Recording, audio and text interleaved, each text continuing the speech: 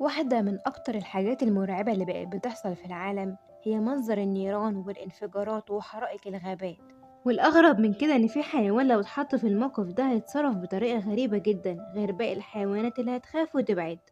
أكيد باقي الحيوانات هتهرب وتبعد من الخوف، لكن الحيوان بتاعنا مش هيعمل كده، هياخد جنب وينام. حيوان الإكيدنا حيوان غريب بيبيض مش بيلد.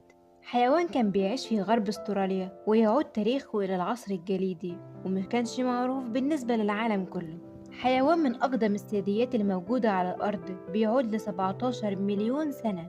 وبرغم شكله المخيف ده لكنه بيعتبر حيوان انعزالي وخجول، ولو في مواجهة مع أي حيوان تاني بيقرر إنه ينسحب. أما بالنسبة للأشواك اللي موجودة عليه فهي كلها عبارة عن شعر بس مش أكتر. بصيلات شعر قوية أطرافها حادة طولها 5 سنتي، ولو أي حيوان هجم عليها يا